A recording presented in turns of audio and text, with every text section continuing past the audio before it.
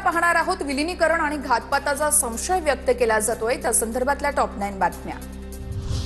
अजित पवारांना फोन केला, यात माझा काय दोष? मला आणि तटकरेंना टार्गेट केलं जातंय। अरोरांवर संशय घेतला जातोय। आरोप करणाऱ्यांनी पार्थला विचारावं। अनौपचारिक गप्पांवेळेस प्रफुल्ल पटेल यांचं वक्तव्य।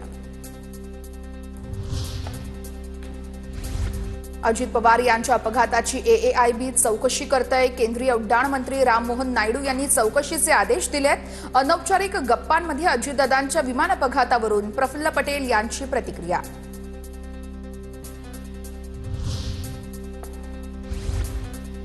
तुमच्या शंका कुशंका चौकशी करणाऱ्यांना सांगा, त्यांना पुरावे द्या। रोहित पवार यांच्या आरोपांवरून भुजबळांची प्रतिक्रिया। तर चौकशीची मागणी करताना कुणी इव्हेंट करू नये, सूरज चव्हाण यांची प्रतिक्रिया। विलीनीकरणावरती माध्यमांमध्ये बोलण्यापेक्षा आमच्यासोबत चर्चा केली असती तर आम्ही त्यावरती काहीतरी भूमिका मांडली असती, पण आता विलीनीकरणाचा विषय थांबला। आता विलीनीकरण होणार नाही, तसा प्रस्ताव आला नाही। प्रफुल्ल पटेल यांची अनौपचारिक गप्पांमध्ये माहिती। राष्ट्रवादीच्या विलीनीकरणानंतर पक्षाचं सर्व नेतृत्व दादांकडे देणार होतो। राष्ट्रवादीच्या साप्ताहिकातून शशिकांत शिंदेंचा मोठा दावा। तर पक्ष मजबूत करणं हीच दादांना खरी श्रद्धांजली ठरेल, असंही वक्तव्य। शशिकांत शिंदेंच्या लेखावरती आक्षेप। त्यांनी लिहिलेलं अनाठायी। दादा चूक दुरुस्त करणार होते, या वक्तव्यावरती आक्षेप आहे। दादांच्या निधनानंतर त्यांनी लेख लिहिला। विलीनीकरणावरती एनडीएतील प्रमुख पक्षांना आता विश्वासात घेणं गरजेचं आहे। सुनील तटकरेंकडून स्पष्टीकरण। राष्ट्रवादीचं विलीनीकरण झालं पाहिजे, हेच पक्षाचं भवितव्य आहे। पक्षातील 70% आमदारांची हीच भूमिका। राष्ट्रवादीचे इगतपुरीचे आमदार हिरामण खोसकर यांची भूमिका। ही भूमिका सुनेत्रा पवारांसमोर मांडणार। प्रफुल्ल पटेल तटकरे यांना समजावण्याचा प्रयत्न करू, असंही वक्तव्य। शशिकांत शिंदेंच्या भूमिकेशी सहमत असल्याचंही केलं स्पष्ट।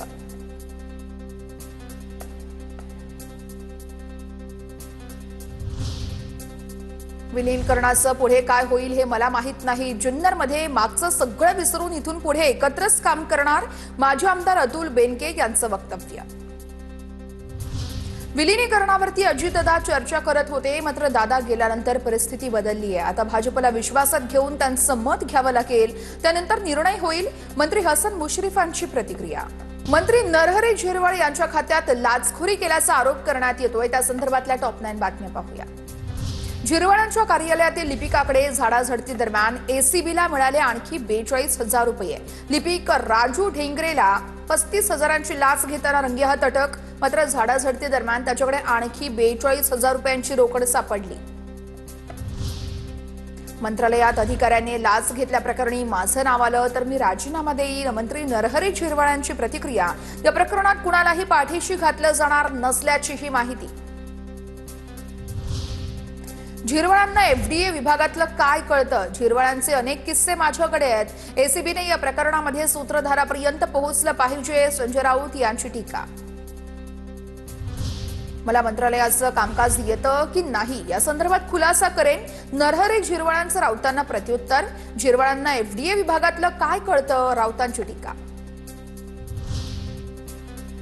फाईल क्लिअरन्सच्या नावाखाली मंत्रालयामध्ये नक्की कशाचा बाजार मांडलाय? झिरवळ यांच्या खात्यातील लाचखोर क्लर्कच्या अटकेनंतर अंबादास दानवे यांचा निशाणा। खालापासून वरपर्यंत सर्वांचे टेबल ठरलेले आहेत का? एसीबीने फक्त फांद्या छाटू नयेत, बुंध्यावर घाव घालावा, अशी ही दानवेंची मागणी। हे टक्केवारीचं सरकार आहे, झिरवळ यांना बदनाम करण्याचं भाजपचं षडयंत्र असू शकतं, काँग्रेस नेत्या यशोमती ठाकूर यांचा आरोप। प्रत्येक मंत्र्याच्या ऑफिसमध्ये टक्केवारी मागितली जाते, असाही ठाकूर यांचा आरोप। चुकीला माफी नाही, मंत्रालयातील लाच प्रकरणात भरत गोगावलेंचं वक्तव्य। लाच घेणाऱ्या संबंधितावरती नक्की कारवाई होणार, अशी ही गोगावलेंची प्रतिक्रिया।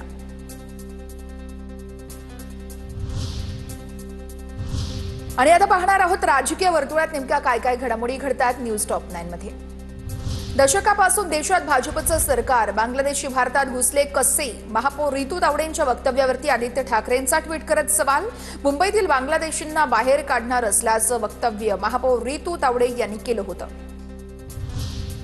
मुंबई महापालिकेच्या तिजोरीच्या नेमक्या कोणाकडे चावे असणार? स्थायी समितीसाठी भाजपकडून 3 नावांची चर्चा सुरू आहे. ज्येष्ठ नगरसेवक प्रभाकर शिंदे, मकरंद नार्वेकर आणि हरीश बांदिवडेकर यांच्या नावाची चर्चा. स्थायी समितीचं अध्यक्षपद कुणाला मिळणार याकडे सर्वांचं लक्ष.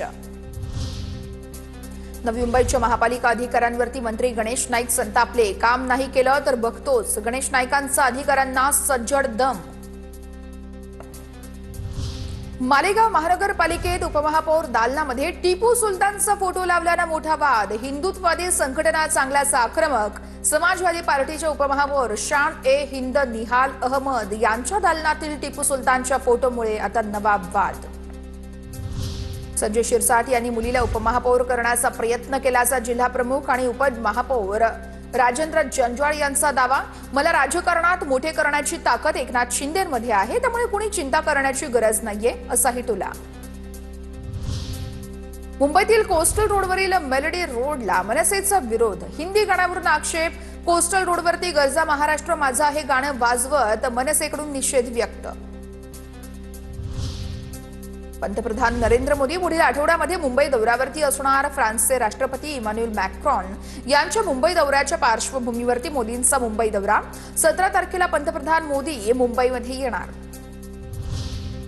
भाजपच्या खासदार मेधा कुलकर्णींनी दिल्लीमध्ये अमित शहांची भेट घेतली. पहलगाम हल्ल्यामध्ये मृत्यू झालेल्या संतोष जगदाळे यांच्या मुलीला आश्वासन देऊन देखील अद्याप शासकीय सेवेमध्ये सामावून घेतलं नाहीये. केंद्राने राज्य सरकारला सूचित करण्याची विनंती केली आहे. काँग्रेसचे पदाधिकारी आणि जिल्हाध्यक्षांची 17 फेब्रुवारीला टिळक भवनमध्ये बैठक होणार. प्रदेशाध्यक्ष हर्षवर्धन सपकाळ यांच्यासह वरिष्ठ नेते पदाधिकाऱ्यांना मार्गदर्शन करणार.